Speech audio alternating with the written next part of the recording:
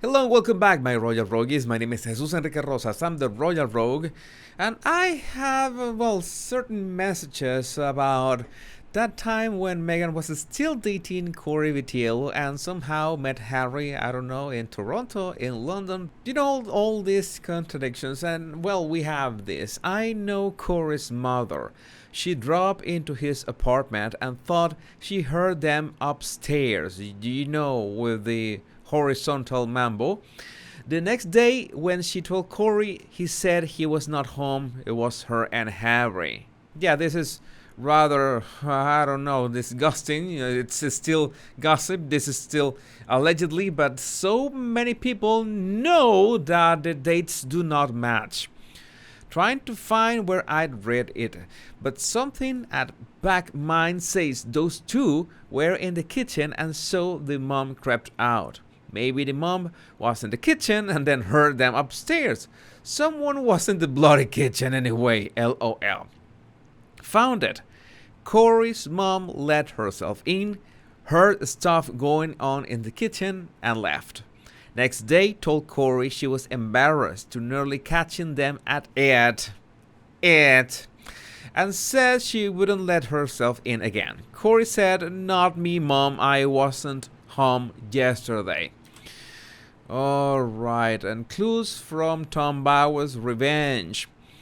2 weeks later, Harry secretly flew to Toronto. He stayed for about 1 week in the house of a friend of Meghan's, probably Jessica Mulrooney. With Cory still sharing her home, the situation for Meghan was tricky but manageable.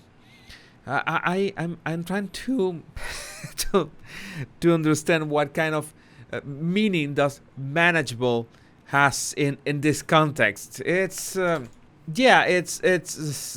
bit sad for Cory. I think it was in the book Revenge that it was said that Cory asked Meghan if she was getting with other guys on her trips to New York City, and she assured him that she wasn't. That was around the time of the story that she and Roy McIlroy were together. Cory had questions. The problem that we have with this kind of proof is that most of them are from circumstances, from coincidences, and we haven't been able to craft the whole narrative yet. There are people or certain places and certain moments of time, like this. Cory Vitiello launched with My Lady, and this was in May 1st, 2016, and his lady at that moment was Meghan. And we have this communication from Kensington Palace on May 1st, 2016. Prince Henry of Wales this evening departed from Heathrow Airport, London, for Canada, and later arrived at Toronto Pearson International Airport. Well, we know that I think he was setting up the Invictus Games. Was that the only purpose that he was traveling to Canada? There are also clues like this. Fun fact, a short-lived Twitter account, 2018, pretending to be Cory's mom, defended her son's ex, Meghan, and was hostile towards the British royal family. Also, the account was pro-Democrat, interestingly. The tabloids picked it up. Mom of Meghan's ex sings her praises. Alright, and in that sense, it was the Daily Mail. Mother of Meghan Markle's ex-boyfriend Cory Vitiello defends the Duchess, saying she's sad to see the royal face so much jealousy, hostility, and bullying. I look for that account on Twitter, and this says Joanne Vitiello, an account created on April 2013, following 69, just 21 followers. Of course, the tweets are protected, and this was from a tweet. She defended Meghan with a tweet. That is the problem that this kind of accounts, you never know if they are who they claim to be. And also there's the fact that in their engagement interview, they claim they were introduced to each other by a friend they didn't want to name in order to protect that person's privacy. I thought at the time it was weird. Was it to prevent questions being asked of that friend regarding timing? Meghan didn't want the name out there for some reason. She interrupted Harry. And there are always contradictions like this. Apartment or house? I thought they resided in a rented house. Well, this is the house where they were living, Meghan and Cory. And we have these tips on magazines. The Homegrown Beau.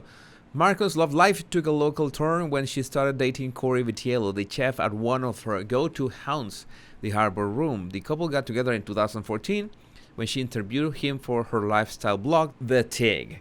Vitiello once told the Star that Markle was his loyal roast chicken taste tester. So Meghan was tasting chickens? Is chicken another word for something that I don't know? In the days leading up to, oh my God, that's a joke that I could make, but I'm not. You know that other word for chickens, right? Right? And Meghan was tasting. No, I'm not gonna say it. But as we know now, she was destined for a different roast poultry partner. She and Vitiello split in the spring of 2016. Around the same time, Prince Harry was in Toronto for the launch of the Invictus Games, and for a while, observers assumed that this visit was when he met his future bride. The rumor was repeated by the tabloids and even popped up in Markle's 2017 Vanity Fair profile. The man corrected the timestamp info at Markle's request, making it clear that the couple met on a blind date 2 months later in London. Yeah, all right. And if that is a photo of the rented house, it has 2 stories, so a person could hear someone upstairs.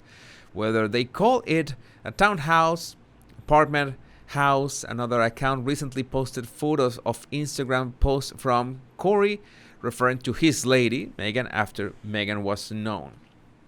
I mean, we already saw that, and we already saw in another video. I don't remember if it was the body language guy of the Royal Rogue, that Meghan was talking with some friends, speaking to some friends, and these friends were recommending her that the best way to get over one breakup is just going for another one, and another one, and another one.